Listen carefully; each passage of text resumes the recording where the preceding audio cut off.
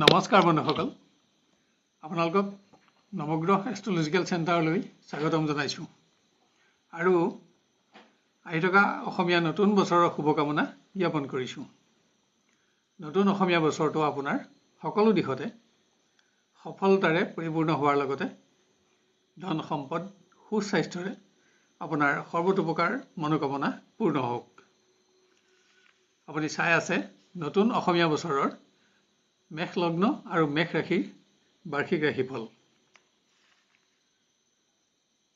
মেষ ৰাশিৰ আদি আখৰ অ, ল আৰু প্ৰথম ছ। 1 অশ্বিনী নক্ষত্ৰ, 2 ভৰণী নক্ষত্ৰ আৰু 3 কৃতিকা নক্ষত্ৰৰে গঠিত এই ৰাশি।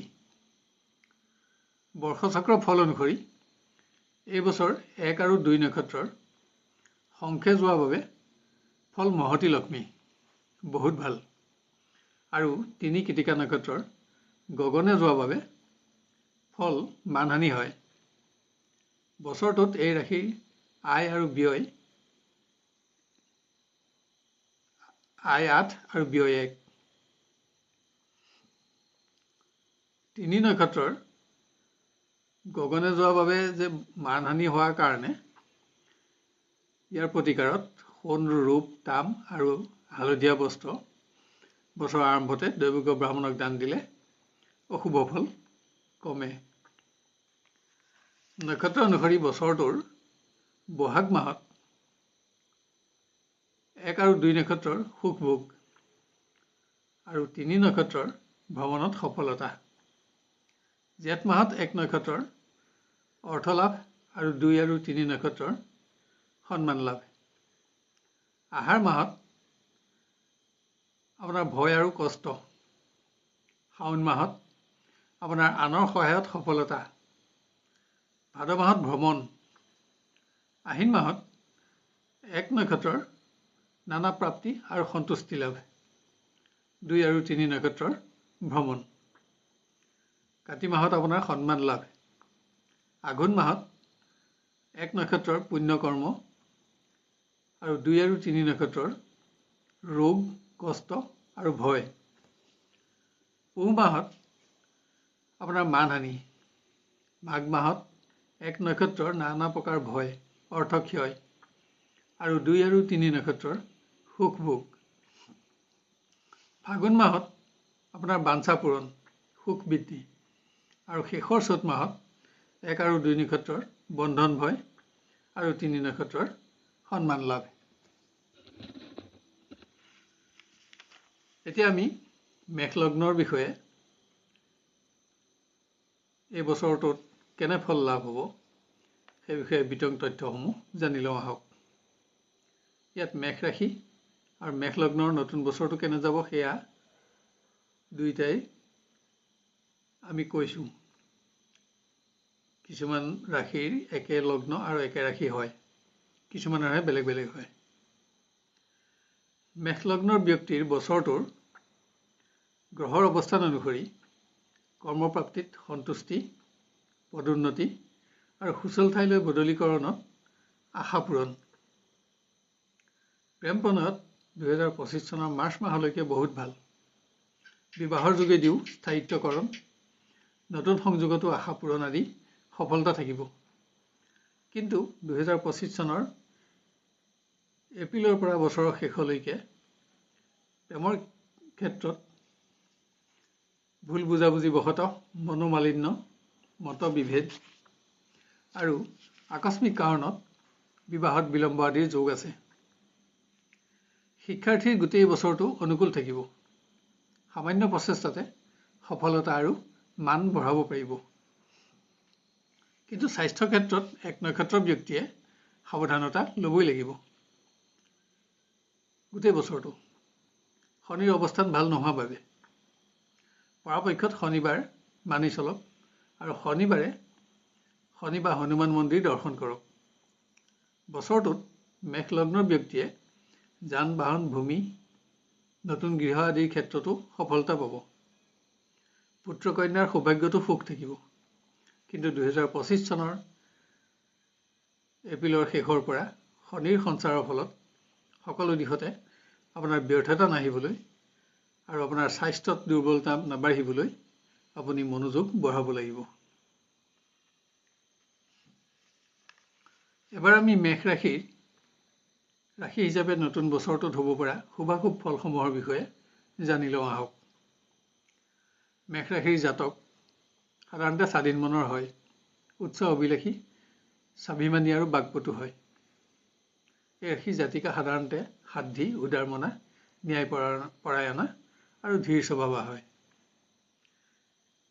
নতুন বছৰৰ প্ৰথমতে গ্ৰহৰ অৱস্থান অনুসৰি আপোনাৰ কৰ্মপতি শনি আয় ভাৱত থাকি আপোনাৰ উপাৰ্জন বৃদ্ধি কৰিব আৰু 1 আৰু 3 নক্ষত্ৰৰ বাবে কিন্তু বিশেষ ভাল বুলিব পৰা নাযায়। উপাৰ্জন অনুসাৰে তেওঁলোকৰ খৰচো বাঢ়িব। মংগল শনি আয় ভাৱত থাকিলেও অশুভ নক্ষত্ৰত থকাৰ বাবে স্বাস্থ্য, অন্যান্য ক্ষেত্ৰত চোৰ দস্যু, প্ৰবঞ্চক আদিৰ দ্বাৰা আপোনাৰ ধন ক্ষয়ৰ যোগ আছে। আনহাতে শনি কৰ্মপতি হৈ একাদশত থাকি কৰ্মপ্ৰাপ্তিৰ ক্ষেত্ৰত আপোনাৰ আশা পূৰণ কৰিব, যদিও আপোনাৰ সন্তুষ্টি সামান্য কমিব। কৰ্মচাৰীৰ উপাৰ্জন বঢ়াৰ লগতে ঋণ আদি লাভৰ ক্ষেত্ৰতো সফলতা পাব। ৰাজ অনুগ্ৰহ প্ৰাপ্তিটো সন্তুষ্টি থাকিব। আনহাতে ন্যায্য প্ৰাপ্তিত বিলম্বৰ সংবাদ লাভৰ বাবে গোটেই বছৰটো আপোনাৰ বাবে শনি দোষী হিচাপে পৰিগণিত হ'ব। তাৰোপৰি মংগল শনিযুক্ত হৈ এপ্ৰিলৰ 24 তাৰিখলৈ আৰু শনি 2025 চনৰ এপ্ৰিলৰ পৰা দ্বাদশলৈ গৈ আপোনাৰ বাবে 7.5 প্ৰথম চৰণ সূচনা কৰিব। গতিকে গোটেই বছৰ শনি আপোনাৰ ভাল গ্ৰহ নহয়।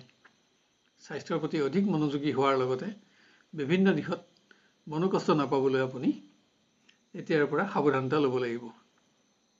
প্ৰতি মাহত এবাৰ হ'লেও শনি বা হনুমান মন্দিৰ দৰ্শন কৰিব আৰু শনি গ্ৰহৰ দান দিব। আনহাতে অহা মে' মাহৰ 1 তাৰিখতে বৃহস্পতি আপোনাৰ পৰা দ্বিতীয়লৈ সঞ্চাৰ হৈ শত্ৰুক্ষেত্ৰ হ'লেও আপোনাক শুভ ফলেই দিব। বৃহস্পতি বছৰটোত আপোনাৰ ভাল থাকিব। মনত আপোনাক সুবুদ্ধি দিব, সৎবন্ধু দিব, আৰ্থিক উন্নতিৰ ভাল ভাল সুযোগ দিব। সৎবন্ধুৰ সংগৰ লগতে তেওঁলোকৰ সহযোগিতাও দিব। আপোনাৰ অৰ্থকষ্ট নহ'বলৈ বৃহস্পতিয়ে আপোনাক সৰ্বদা সহযোগ কৰিব। কিন্তু আৰ্থিক ক্ষেত্ৰত অকল বৃহস্পতি আৰু কেতুহে আপোনাৰ লগত, বাকী আটাইবিলাক পাপগ্ৰহেই আপোনাৰ বিপক্ষে থাকিব। ৰবিয়ে ভাল ঠাইত অৱস্থান লৈ শিক্ষাৰ্থীসকলক মনোবাঞ্ছা পূৰণত সহযোগ দিব। উচ্চ শিক্ষা আহৰণ আৰু সুনাম বৃদ্ধি কৰাৰ প্ৰয়াস কৰিব। আনহাতে শনি আৰু মংগলে আপোনাৰ প্ৰচেষ্টা বৃদ্ধিত বাধা হিচাপে থিয় দিব, যাৰ বাবে আপুনি নিজৰ মনোবল আৰু আত্মবিশ্বাস বঢ়াব লাগিব আৰু সেইদৰে আপোনাৰ প্ৰচেষ্টাও কিছু পৰিমাণে বঢ়াব লাগিব। প্ৰেম, বিবাহ, পাৰিবাৰিক ক্ষেত্ৰত শনি আৰু ৰাহুৰ পৰা মতবিভেদৰ সূচনা হ'ব পাৰে। হ'লেও বিবাহৰ জৰিয়তে স্থায়িত্ব লাভতো আপুনি অগ্ৰগতি ল'ব পাৰিব। শুক্ৰ বুধ আদিয়ে পুৰণা অৱহেলিত সমস্যা সমাধানত আপোনাক বহুত সহযোগ কৰিব। মাথো আপোনাক যাতে শনি ৰাহুৱে বাধা দিব নোৱাৰে তাৰ বাবে নিজৰ আত্মবিশ্বাস আপুনি অক্ষত ৰাখিব লাগিব।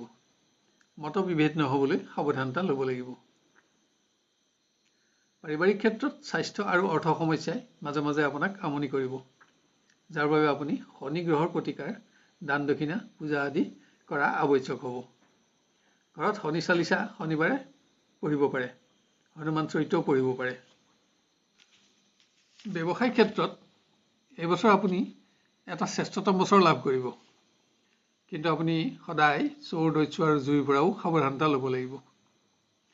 এইবছৰ আপোনাৰ বগা, হালধীয়া আৰু গুলপীয়া ৰং প্ৰায়ে শুভ থাকিব।